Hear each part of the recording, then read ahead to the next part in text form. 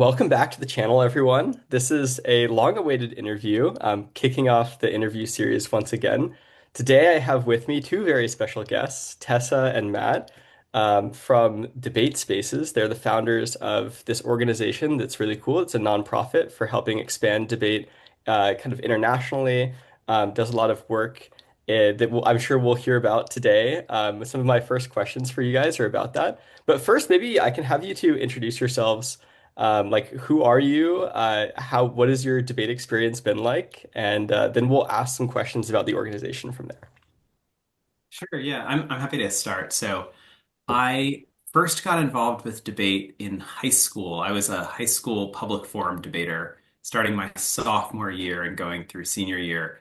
We qualified for TOC, but my partner wanted to go to prom, which was fair. Then I went on to do both American parliamentary and British parliamentary in college at Bates College, where I met Tessa, and got to travel the world doing debate, I think to like 14 different countries, mostly on Bates's dime. And then I lived abroad. I did a Fulbright in South Africa, which I imagine we'll talk about, and came back to the US, went to law school at Harvard, and am now a practicing anti-monopoly lawyer based in the San Francisco area. Great. Hi, everyone. And I'm Tessa. I came to debate a little bit later, so not until my freshman year at Bates College, but did lots of APTA, lots of BP throughout the 4 years there. I was 2 years behind Matt, so definitely did a lot of debating together, which was pretty cool. I found debate totally transformative to my time in college. I think it was really important for teaching me how to think and write for myself, and plays a big role in my post grad work as well. I'm currently getting a PhD in sociology at Stanford, and so spend a lot of time thinking about complex societal problems. So feels a lot like I'm still a debater to this day. But yeah, excited to chat more about debate spaces and debate overall. Dude, I'm so excited to chat with you. Honestly, like this is kind of a dream come true. I feel like there's not that many people, maybe there are, and I just need to go reach out to them. But there's not that many people in my perception who like have done debate religiously and then like go into their professional careers and come back to the activity. Like it's like, I don't know. It seems like it's either people who are like lifers who stay in debate as coaches, and that's like their primary job, like only debate. Or it's people who just like immediately cut themselves off from debate after graduating. And there's not a lot of in between. Maybe there is for like the first few years after graduating, but I feel like you guys have struck an interesting balance. And I'm very glad that you have because now you can come back and talk with me about this, which I think opens up a window to like a whole world debate that is a little bit more foreign to me. Because like, yes, you guys did the same kind of debate as I did, but many years back, things have evolved, as I'm sure you know. And so I'm really curious to talk about that comparison. And Matt, you in particular, I feel like this is kind of crazy. We've done almost like everything the same. Like I also did public Yep. forum, APTA, and BP, and then did a Fulbright, and now I'm going into law, which is kind of crazy. Yep. So yeah, very excited to talk about like how your journeys have been. Maybe I'll take a little bit of inspiration myself. But first, let's talk about this incredible organization that you guys have crafted. So debate spaces, what is it? What can you tell me about it? And then maybe we'll talk about the journey of how it came to be in the first place. Yeah, I think to sort of think about what DebateSpaces is now, and I'll make a little bit of a hard pitch to your viewers. I think it's the coolest place on the internet. That's like the tagline I go with. The program, the way it works, there's a bunch of different parts of it. But the sort of concept or like the hook, I think for people that are watching this that have already are in debate land, apparently, is that debate gives you a way of thinking and talking and sort of viewing the world. And debate spaces gives you a place to do that in conversation, not just with like someone else at your high school or like the rival high school, but also people from all over the world. We've got folks who join us at debate spaces from everywhere from Cameroon to India to Indianapolis to all truly all over the globe. Tons of kids are coming in from Sri Lanka.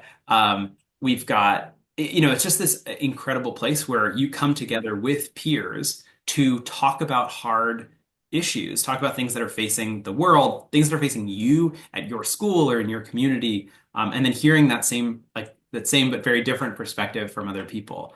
And so the idea behind debate spaces, or like kind of what we're offering, is it's virtual. Obviously, it'd be very hard to do this all in person. And people can log on a Saturday and enter this totally transformative universe. We'll talk more about what that specifically means, but that's kind of the thrust.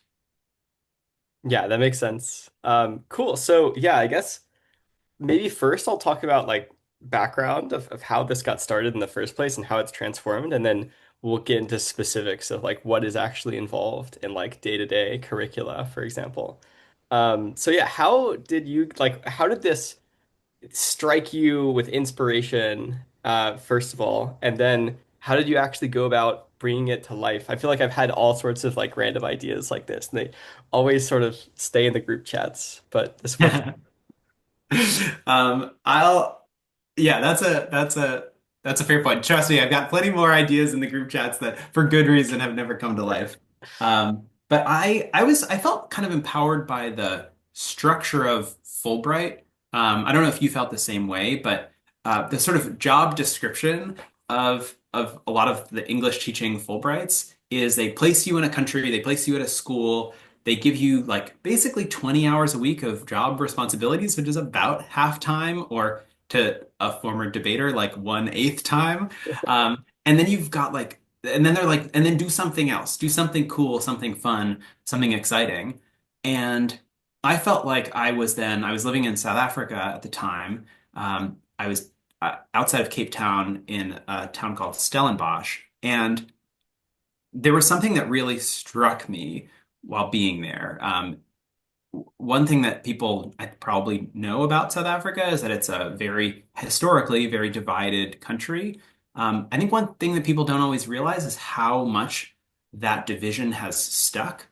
So living in Stellenbosch, there was a very clear divide. There was literally a bridge in the town between Stellenbosch and Kayamandi, and people were living very different lives on the basis of race and income and access to resources and education, and all the rest. It was like, two totally different worlds.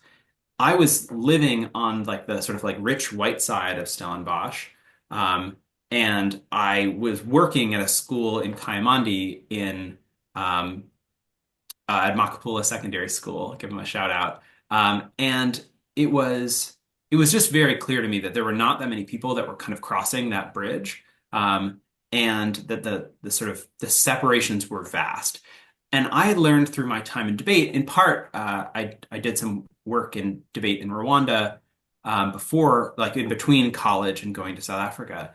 And it felt like debate could be a common language for people. As I think you too, Mac and Tessa, also have traveled around the world doing debate and meeting debaters from different places. And you can find yourself in these incredible conversations that where you can really be like more of yourself, and really like kind of talk about your ideas, hear about other people's ideas, and it felt like there was an opportunity there. So that was sort of like the strike, was living in these two different worlds and being like, I wish there was a way to bring these together. And debate felt like an amazing vehicle for that.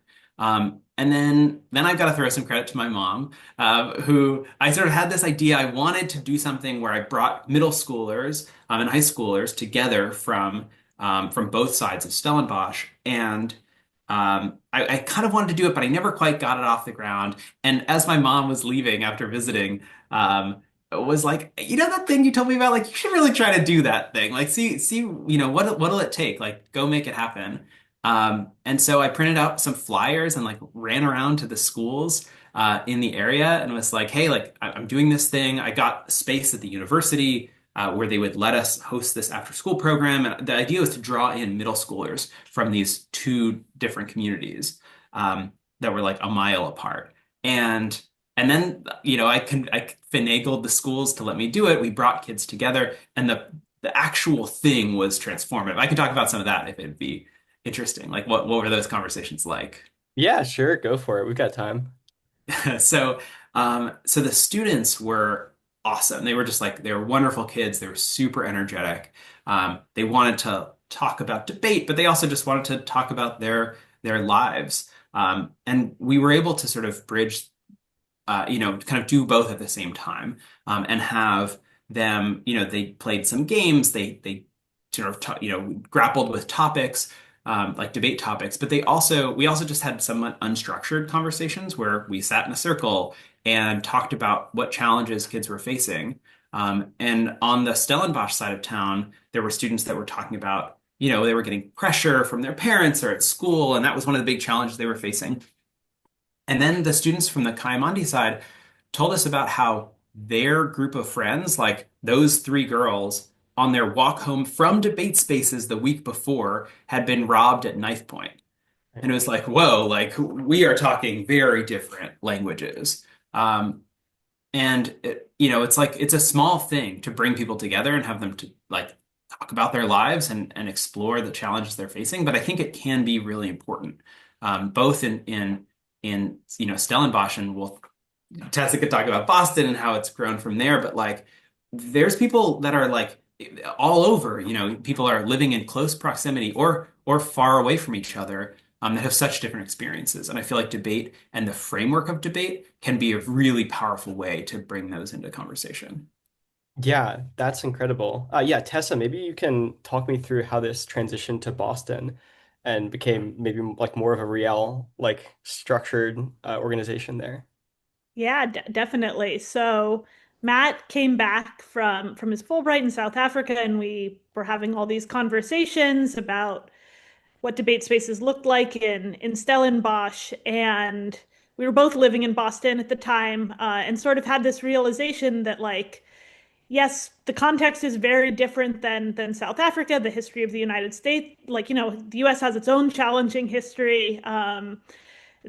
This was also 2017, so 2018, like we were just at the start of the first Trump presidency, and we were sort of grappling with like all these divisions in our country, and thinking about like what has like equipped us to try and be change makers in our own communities, but also like what tools do we bring to this moment that like might be useful. And we kept coming back to debate, not debate in terms of, oh, we had X, Y, and Z competitive success. Like, oh yes, Matt was like the top US debater in BP Nats like in X, Y, and Z year. But it was like, no, debate really taught us how to listen to other people, something that it seemed like that cultural moment or that moment in time was missing.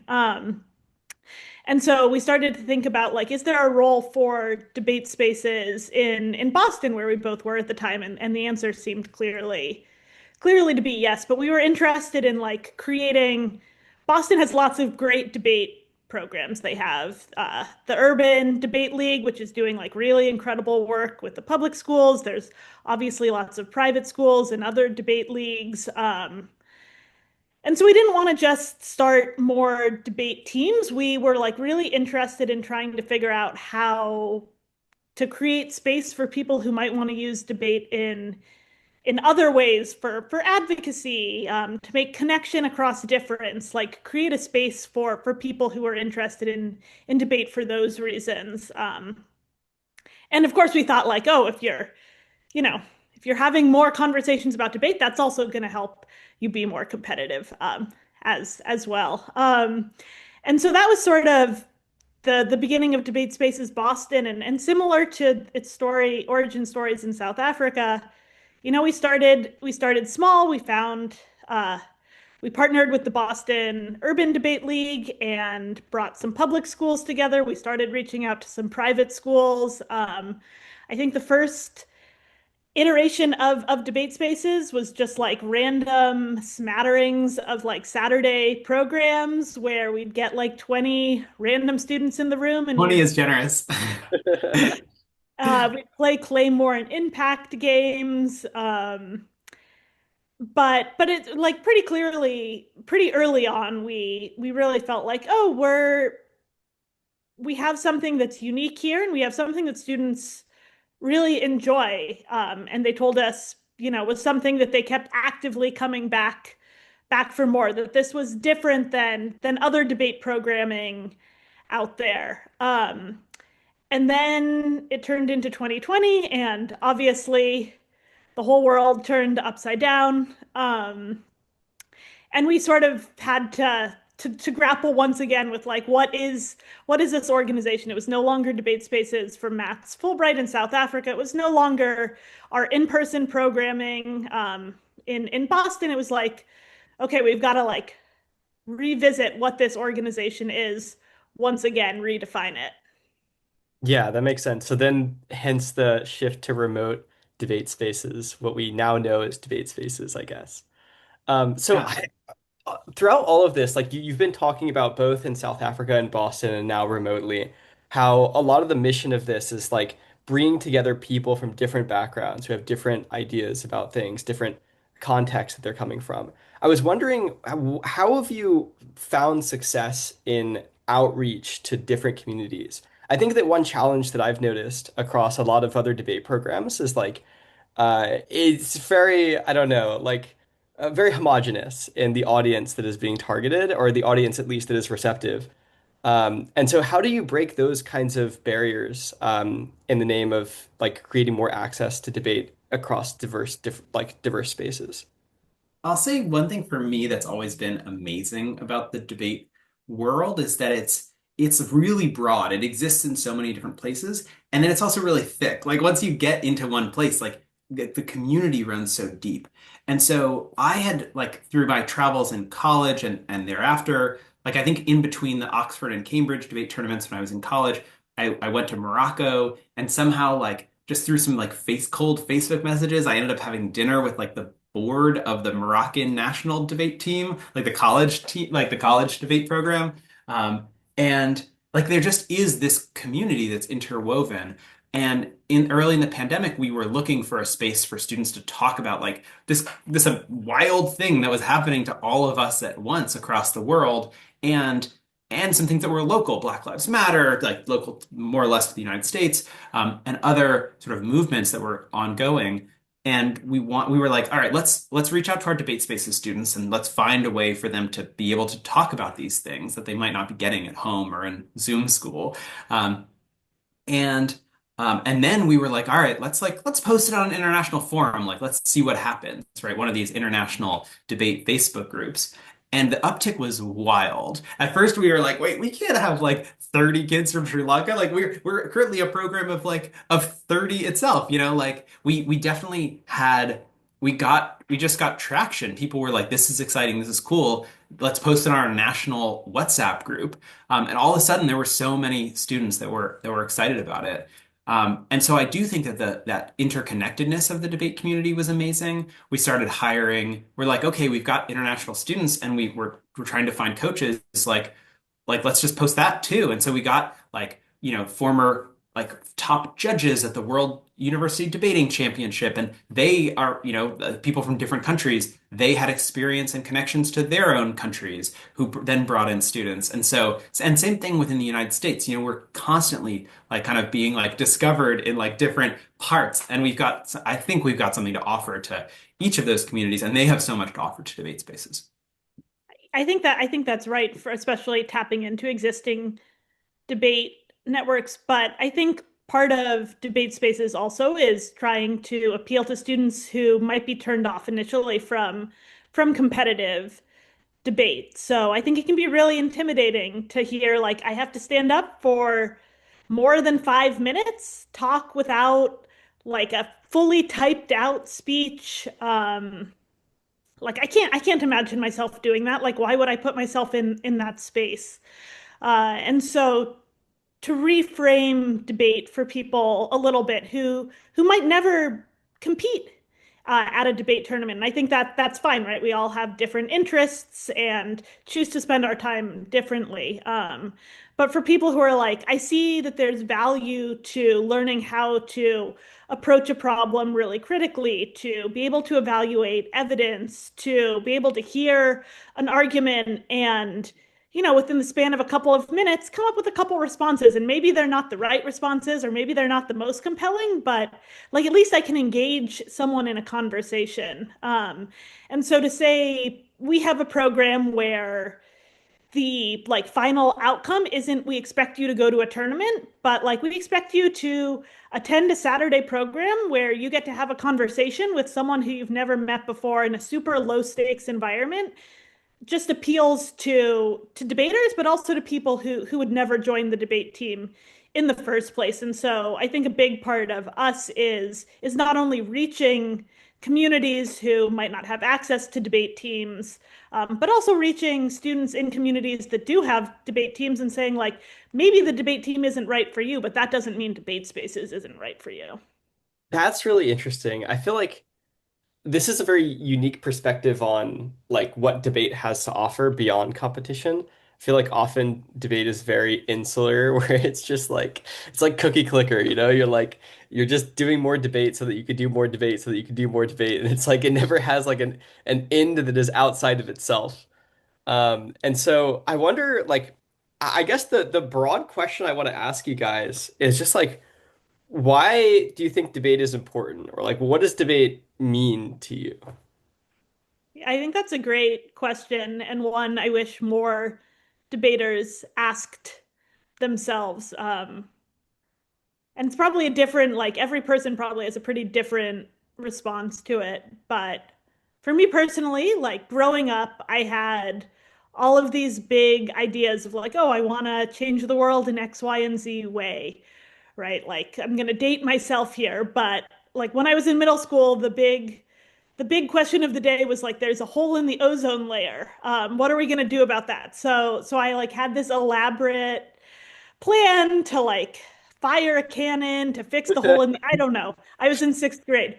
But the point is like I grew up with all these ideas, but I never felt like anyone took the time to teach me how to talk about my ideas. And I was a pretty shy person to begin with, so I wasn't gonna naturally like like voice what I was thinking. And I think that like really changed substantially for me when I got to college and joined the debate team and learned just like even a very basic set of tools to advocate for myself and my ideas and to gain a little bit more confidence and the critical thinking skills and the skills it takes to parse, evidence, how to make a good argument, how to structure a good argument. And so for me, like debate is a fun game. Like on the competitive side of things, like it's fun. Like tournaments are fun, like getting competitive success, that's fun. But like the important thing about debate is it teaches you how to articulate your ideas. And I think every person has great ideas within them. And if everyone was equipped to be able to express those ideas, I think we'd be able to solve a lot of our biggest problems much quicker. And so it like really feels like a necessary, like a super important tool to be teaching, especially like when we are facing so many challenges in our world. Like we need to be equipping young people with this tool that gives them both the confidence but also the skills to navigate the world we live in and advocate for themselves and their ideas and change. And so that's what I think debate really means to me and why it's so important. Yeah, I think I have a really cheesy answer, which is I really believe that debate can be so important for seeking truth and understanding ideas and seeing through BS. I think I put a really high premium on on understanding, on getting things like, if I like read the newspaper or watch the news or like read a textbook or have a legal case, like I want to get it. And for me, like coming in as a sophomore in high school, it was totally eye-opening to me to understand the claim warrant impact structure. Like when I teach that to students now, I'm like, okay, you've lived in the world for a long time. You've seen politicians speak, you've whatever.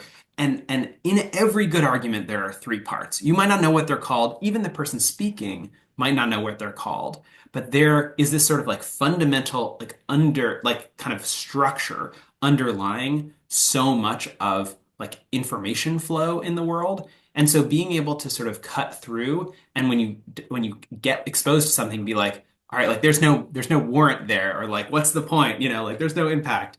Just like getting helping you to understand it, I think is critical. And only going to become more critical, right? As like, AI can like say a lot of things, and sometimes it can generate good arguments. But I do think there's so much about like human judgment, at least for now, that's really important about like making sure that like the people who are making decisions or promoting policies or enacting policies are doing the right thing. I think that's always been really important for me. And even as like a little kid, I think I would definitely get into arguments. And I think understanding like what was, fighting for what I believed in was important for me. Not in the same way as Tessa. When I was younger, I think I was a lot more focused, especially in high school, and like myself and like being happy and having fun. I still care a lot about those things. But I think as I've journeyed through debate, it has gone from both like, let me like do something that is fun and enjoyable for me into how can I leverage these skills into something that's really important. Yeah, that makes a lot of sense. Do you think debate itself was part of that transformation of like your viewpoint as well? Okay, my immediate answer was yes, but I actually have to pause for a second because I do think that in high school, I was very focused on the game of it. Hmm. I liked winning. I liked sort of like, kind of going up the rankings or whatever the sort of immediately available objective was, which is kind of it's internal facing, right? It's for me, it's about me. Um, and I think when I went to college, I definitely had some new ideas. I went from high school, I wasn't planning to continue debate in college, but sort of started to look for different things from debate. I was like, okay, I want to travel the world. I want to meet people from different places. Those were some like objectives I had, and debate was a vehicle for that. And I think as I did that, my horizons and like way of thinking evolved and grew, and it did make me care more about and like more focused on, what was happening to people that were different from me. And I think that was really important. And I do think that that's kind of something we try to channel in debate spaces is like, how do we get students that to access debate and understand like the truthy parts and like understanding arguments, but also expanding their horizons and like getting them to hear from the former president of Costa Rica and like ask him questions and like really understand something and like meet people who are, like who are living in countries that might be having some kind of a refugee crisis and like or refugees themselves or refugee advocates and like understanding the yeah, just like something that's so different than what might be immediately in front of them. Yeah, I feel like that's a really cool approach that you don't see in a lot of other like organizations in debate or educational avenues in debate because like I think we fall into the same trap as like I don't know like traditional history classes of like just making people into statistics and stuff and just like seeing everything as like a question on an exam or a point for your side pro or con whatever without really taking the time to like think about or listen to the people who are directly affected by each problem. So it's a really interesting approach. How do you get all of these people, like president of Costa Rica and stuff, to come like talk to your students? We have an amazing team. Andrew, who has been on the channel. We've got just like remarkable folks, and I think there's also again leaning on this debate network. We've had a lot of former debaters. Claudia Yao, like a professor of philosophy, who was I first met while she was inadvertently making fun of me in high school debate, not knowing she was talking about me. And like so there's debaters, there's organizations that debaters work at, and then there's a lot of cold outreach. There's definitely a lot of hustling going on. Yeah, But I that do think like people are interested in the mission of debate spaces. It's like different enough from what's out there that their curiosity is piqued and they're willing to give us a couple minutes of their time to like learn more and then it goes from there. yeah, that's awesome. I feel like okay, I want to make this pitch focused then. I feel like you've given like the pitch of how like non-competitive debaters maybe should be attracted to debate spaces, which makes a lot of sense. And you've mentioned that like obviously debaters should also be attracted. But like a lot of the people who watch my channel are like the really sweaty people, who are like involved in tournaments like every weekend and like maybe more like Matt in high school, like focused on the rankings and everything. So what's the pitch angle that like those kinds of people like why should this pique their interest? I'm happy to take that as a former former member.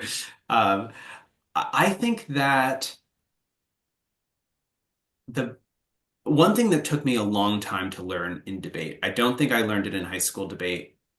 I think I started to learn it over time in college debate, was that there's one way of debating, which is saying what you think is true, trying to just tear down absolutely everything from the other side. I think what really like changed the way I debated and I think it translated into competitive success, and I just think it's a way to be a good person, is to start to acknowledge the really true things that the other side is saying and acknowledge like, okay, well, we've got some true things, they've got some true things. How do we bring those into conversation with each other? And then we still win. Like and I think that a lot of the competitive debaters that watch your channel will already be really, they'll be like, I know everything about weighing. I know how to do comparisons between different true things. But I think it's something different to like really appreciate an argument's truth value and engage with it in its best form. I think is a practice that people it's like a lifelong practice to really try to understand and internalize arguments that you might not agree with or that might be on the other side. And I do think debate spaces, in addition to like all this kind of cool content knowledge you get and like inside scoop things that I don't know if you could cut cards from what the president of Costa Rica says at debate spaces, but I definitely don't think there's a rule against it. So I think there are ways that could feed into your competitiveness like directly, but I think it'll also just change the way you think about arguments and make you kind of be able to operate at a higher level that allows you to then like get different new levels of competitive success. Yeah, I think that's a good answer. I want to echo a lot of this because like I don't know, there's a lot of people I know and I know that if I told them like you should go to debate spaces, they'd be like, nah, I don't need it. But I also know it would benefit them so much.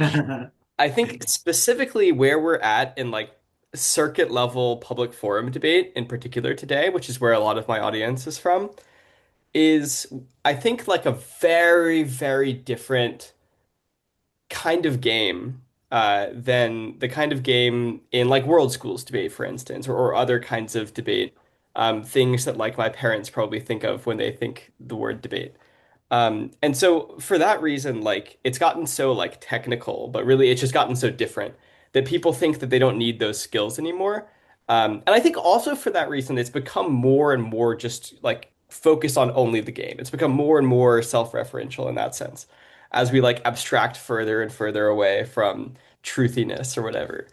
Um, and for what better or for worse, like whatever. But I think that in the process, we've developed kind of like a weak point. A lot of debaters have, where they have lost some of these skills sort of gradually over time. Like the preferences have shifted each year away from being very charitable to each other's arguments. As the judges now, like it's almost like uh, your argument is true until proven false now. So there's an incentive to say whatever you want, like whatever is going to be most powerful if true, and not to focus on truth or anything. So like, why would you agree with them on like whatever is true about their argument when you could just say wrong for 18 reasons, and then like if they drop one, then I guess it's wrong. But I think that in this same time, like a lot of debaters more than ever before, are like getting frustrated when they lose debates in front of all sorts of judges, judges who are amenable to this weird technical format, and also amenable, like just judges like parent judges and stuff. I feel like I've heard more people than ever complain about like getting just ruined by bad judges. And I think that part of the reason why is because people are losing those skills of like, which are honestly, I think, very technical skills as well, of like integrating or accounting for the true parts of the opponent's narrative in your narrative as well. Um, and also, I think that like there is a lot to be said for. I think Tessa, you said something earlier that I think is really important for people in my channel to take away, which is like we got to start thinking about why we're doing debate more than just the game, maybe. Like I don't know. I'm definitely one of the kinds of people who was playing just for the love of the game. Like literally purely like I don't care about education. I don't care about college applications. Who cares? I don't care about being a good person. I just care about playing the game because it's fun. And I really stand by that, to be honest.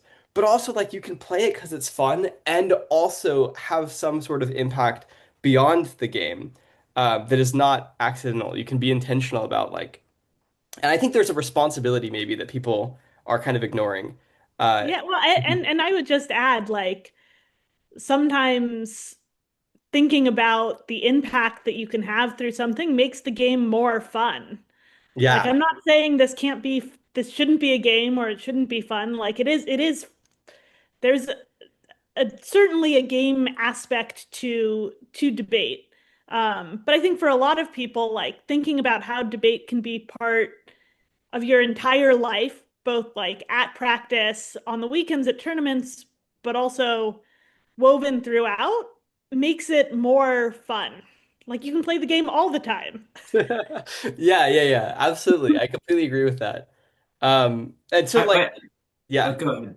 no, go for it, go for it. I'm gonna continue. I want to jump in with a couple, all three things. I'll be a debater. So one thing is, I think that like we've been talking about, I certainly the lawyer in me is like, okay, but if you're saying like people do bring some of what they believe to the table, even if they're supposed to be a totally blank slate. Like if you're arguing in the face of something that's patently true on the other side, even if you have 18 responses, like I don't know, I do think judges are going to be bringing something, whether they should or not, to the table of, and it is going to be impacting them. So I think if you can learn how to be more, like honest and charitable to the other side, I do think it'll improve your results.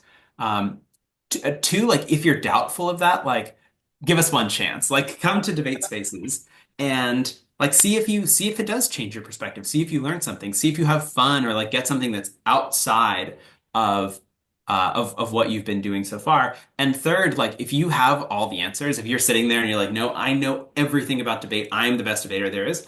Come coach, like volunteer for us. Like we'll take it. Mac has been a coach. Like we've had amazing debaters come and share some of the infinite knowledge that they have with our students. So we're happy to have it. Yeah, I feel like that's a very powerful three-layered. You're not going to get a lot of responses there. And yeah, I want to emphasize all of these points, like especially the first one. I think this is the one that is maybe like I could imagine most pushback on, just because things have gotten so far away from like judges inserting any of their biases, where like we really do have a lot of judges, like the idea is true tabula rasa, and we're getting maybe closer to that every day. But still, I think that people are overestimating, like people who are watching this, I think probably overestimate the extent to which that is happening. Like I consider myself a pretty technical judge, up there with like the most tabula rasa or whatever. But even I, like, maybe this is because I'm getting a little bit older, but certainly, like, everything I do, every argument I look at is colored through my pre-existing experiences, my intuitions, my thoughts about what it is. Like, even our most like technical concepts, like if you have a warrant or not, right? This is the one thing that like people I think stick by is like even if you're the most tabula rasa, you still have to agree that like an argument that doesn't have a warrant is no argument at all, and so it doesn't have any offense, whatever. But like the line between what is and is not a warrant, that is entirely intuitions. Like there's no objective way to determine that. I think that people have kind of forgotten this. Like there's this insistence on being objective and being technical that I think is wrong and not serving people well, and is just sort of like leading to people losing and then complaining about how they lost because they don't understand like the other perspective. Yeah, Also be a skill set. Like that's one thing I want to really emphasize here. I'm reading this book called The Score right now that's super fascinating, and it's all about the author had this great podcast with Ezra Klein talking about he's a philosopher of games. You should read it actually. I think you'd really be into it. And the idea is that it can be okay to just fully throw yourself at the game. Like don't feel bad necessarily that you're playing the game. Like the game is fun. You're allowed to play games, but also just be able to recognize when you should turn it on and off. Like in the game, like maybe that is helpful. Maybe you should assume that the judge is totally tabula rasa. Maybe that'll make you win. Like go for it. But also then like when you like leave the debate tournament, you like are a member of your family or your like community or your yeah, town. Like just then remember to turn on the part of your brain that's like, okay, I actually care about things and I care about what's truthful and what matters, and I want to like have a positive impact and I want to like bring people together. Like turn on that side too. Like just be aware of it, I think would be important. absolutely. I feel like then there's two like sides of this. The one that I was gonna articulate earlier, not to get on my high horse, but like I think people have a responsibility to like turn on that side as much as possible and to like learn from debate in a way that is intentional and makes them a better person outside of debate. I think a lot of like I don't know, it sounds like a little bit extreme. Like these are just high schoolers, like you're just playing a game. But it's a really important game, and it's a game that has potential to make like a huge difference in your life. Like entirely alter the trajectory of where you're going. And you have control over how it alters the trajectory of where you're going. Like if you only internalize the game aspects and like you have the skills and like you've learned that like nothing matters because truth is always relative and you could just convince anyone of anything, then like I guess you could go become like a soulless, like I don't know, like I think anything I pick is gonna piss someone off. But don't do that, right? Like Say lawyer, I give you sure, permission. lawyer, yeah, yeah, there we go. Um, but you could also like intentionally channel that into actually trying to make a difference. Like there's different lessons to learn from debate, and you can like kind of choose which lessons you learn from debate. Like you are an agent, you have this power, and you have a responsibility to use it, I think. But secondly, like if you do only care about competition, I guess one story I'll tell is like recently, one student that I had the pleasure of coaching like a while ago for a very small amount of time. I'm not gonna like take credit for their success, but this guy Ayush Apan, who is from Plano West, just won the Harvard Invitational for the second time in a row in varsity PF. And a Wow. lot of people like noticed that his speaking style is very different now. The reason why is because he went to like Team USA for World Schools. And he's been traveling around doing World Schools like every weekend while other people are going and doing like crazy PF in front of tabula rasa judges. And yet he comes back and he like dominates one of the biggest tournaments. And people are scratching their heads and they're like, what is different? And maybe there's something that is like separate from all of the things you've been taught in PF that is also helpful in PF that you can go learn like he did. And I think that debate spaces is, a perfect place to learn that. Honestly, like an ideal place to learn that. You've got like as many different perspectives as possible that you can interact with and have discussions with. So that's maybe like a little anecdote that could try to just goes to show how learning from a variety, like a plurality of different debate styles, surely will benefit you in both ways, probably, like competitively and in your own personal life. Definitely. I in high school I went to a couple of extemp tournaments. I went to one and did very badly. I went to another and did pretty well. And then I used that one to qualify for the extemp TOC. And then I went to the extemp TOC because I didn't have a partner for that. And And then I came third to last, which was hilarious for me. I was just getting like totally wrecked in all these rounds, but it did change the way I thought about PF. Like it definitely changed my perspective. And I do think, and then having done other debate formats too down the road and coached world schools and all that stuff, like there's so much you can learn from each of those. And at Debate Spaces, right, at our summer program, you could do public forum, you could do Parley. I don't think there's a rule. If there is, I'm abolishing it, that you can't do a little bit of both. Like there are ways that you can experiment within within the debate spaces framework. Yeah, absolutely. Dude, experimenting.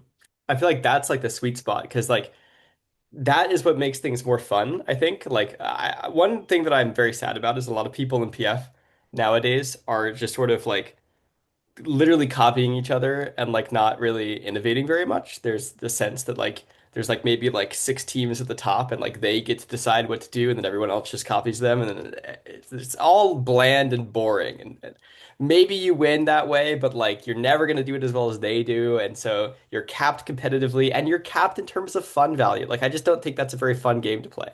You should play the game in like inventive ways where you're doing something that's new and maybe you're losing, but you're losing with your own stuff that's like brand new. Yeah, definitely. I think that is like one of the biggest things I think my audience can take away from this.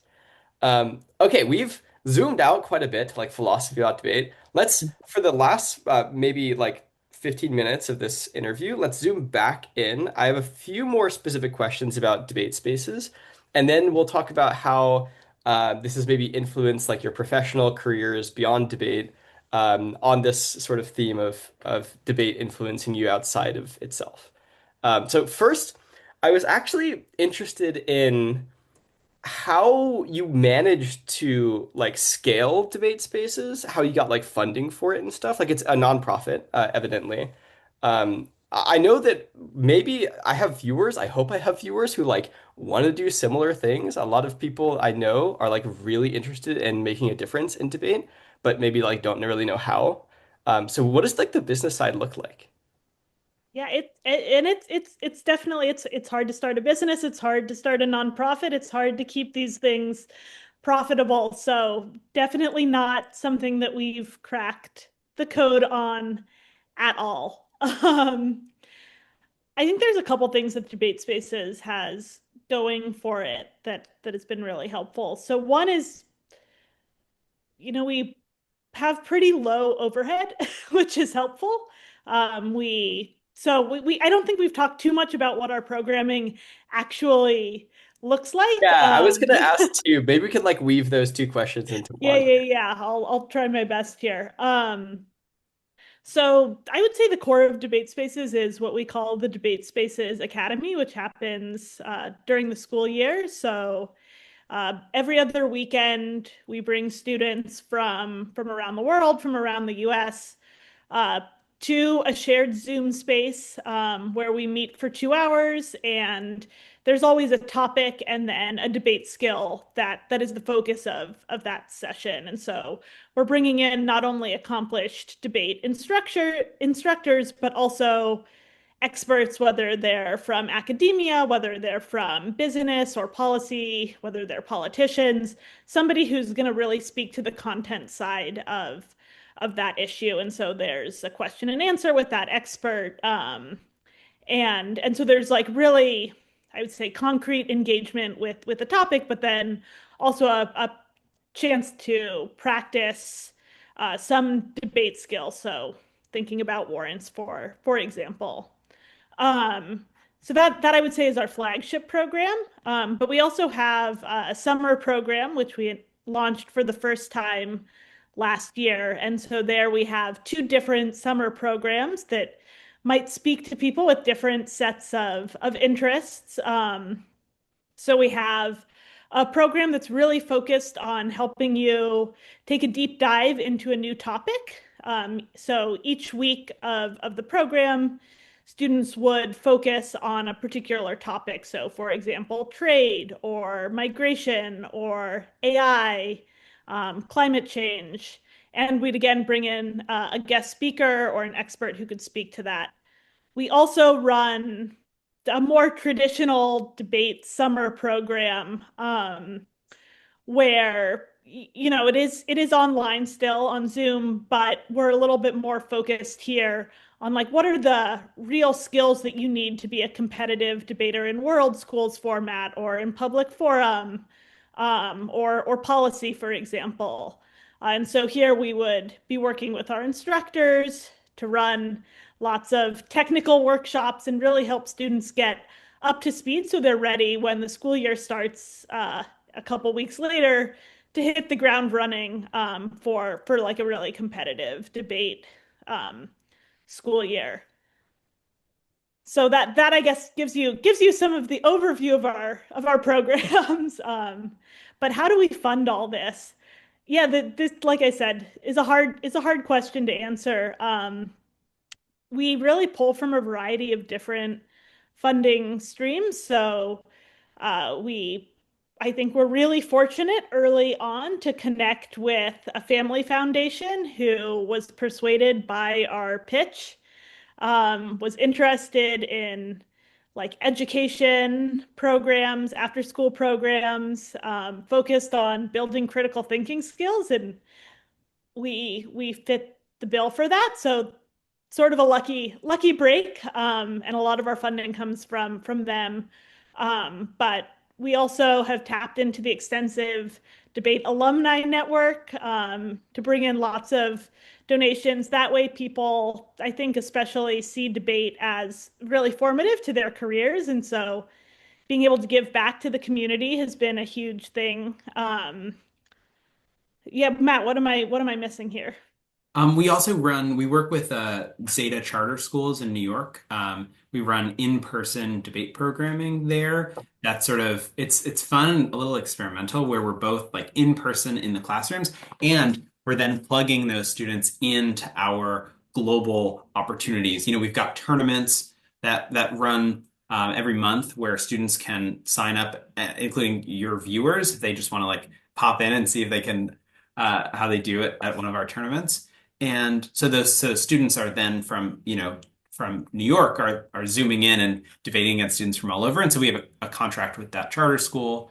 Um, and yeah, I would just echo everything Tessa said. It's been a lot of hustling, a lot of sort of figuring out how we can take people who align with our values, and leverage that into running a sustainable program. Yeah, that's awesome. I mean, sounds like very intensive, but I'm glad that it has worked out for you. And yeah, super cool. I guess one last question about like this specific thing, like engagement. You mentioned earlier that like if there are viewers who think they have like infinite knowledge or even just a lot of knowledge, perhaps there are positions for them to come help out. What does that look like? Yeah, I'll talk about two. Well, okay. The really the broad answer is um, like go to our website. I think it's pretty sure it's debatespaces.org. And we can post a bunch of links in the show notes for registering for the summer program, registering for our academy. And then there's either opportunities to register as a volunteer or just email us. And I do think there's opportunities for students who have something to contribute, of which pretty much everybody does. To give a couple of examples, we've had students who were formerly members of our program. One student named Olivia in Boston, one student named Joel from Sri Lanka.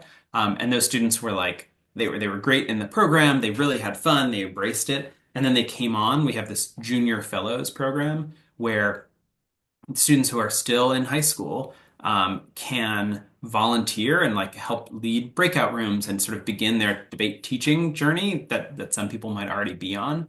And then kind of go on to Joel, for example, um, proceeded to from Sri Lanka, ended up going to Dartmouth with a scholarship, and partly I think leveraging some of the debate spaces story in his background and like the unique perspective that's given him, is now on the Dartmouth debate team. There is a pathway through the Debate Spaces program, to a lot of different opportunities to continue giving back. Yeah, that's huge. That's awesome. Well, this is like an incredible opportunity. I would definitely encourage anyone who's watching this, like certainly anyone who's gotten this far in the video, go to the website right now. But yeah, we have like a few more minutes. So selfishly, if I can keep you guys just for a few more minutes, At this point in the video, we've got like only the most committed viewers. I want to take this moment to ask you guys about what APTA was like back in the day and like what your hot takes are on like the debating scene. Yeah, sure. I actually, in preparation for this interview, I did go back and watch a recent Apta round to try to like figure out like what is how has it changed? And I think it's interesting. What was it like? It was pre-pandemic, right? So things hadn't quite shut down. I think there was a similar I think it's similar in a lot of ways where it was like students from like mostly like in the Northeast at liberal arts colleges and the Ivies and et cetera. Um, and I'll say one thing that's actually might resonate with your high school students, or like they might like one thing that I thought was very from going from high school debate to college debate was that this like the social dynamics were totally different. Like in high school debate, it was just like me and my partner and like our team, and like we would show up and like ignore everybody else. And then in college debate, it's very much a community. You're like really making friends with other people. You're connecting with people from other schools. You're having fun as like kind of away from your own college community but in this totally different community. Then you go abroad and you like to these tournaments and you meet people from those other circuits and like everyone's making friends and it's a totally different world. And I bet a lot of that has stayed the same. I'm sure some of it took a big hit during the pandemic, but I think kind of a lot of those core elements I yeah, I'd be curious. Like, I'm just like no one stayed in hotel rooms. We would do No, crash no, no, housing no. on the floors of Yeah, dorms. Like yeah. that's still part of Still, it. still Okay. definitely full swing, yeah. I slept on many people's floors. There's somewhere like, oh my God, we were in like hallways at, I want to say Brown or somewhere where the lights didn't turn off. And like that was just where we were supposed to sleep all night. That's pretty good. I went to But it's like Williams. true bonding. True Yes, oh bonding yeah, happens. Yeah. absolutely. There's nothing that bonded me with my partner more than like sleeping and like we there was something at the Williams tournament where like we actually did get a hotel, but like our logistics manager on the team like put it in the wrong city. So then we slept in the library. And it was like midway through the night, the heat turned off. It was just frigid. But no, it's definitely, like it strengthens your character for sure. Yeah, glad that's still around. What were the cases like back then? Like, I don't know. I feel like some things have become a little bit diabolical now. Oh, they were starting to get diabolical. There was a Yale team that there was a like a that one of the Nobel laureate professors at Yale had this idea that he hadn't published yet, and so they just started running it. They're like, "This is a great," and then yeah. Anyway, that was a little chaotic. What were the cases? Let me try to get into specifics. We were just getting into one of like the I think I'll take credit as being one of the first victims of the historical international relations Yeah, yeah, scandal.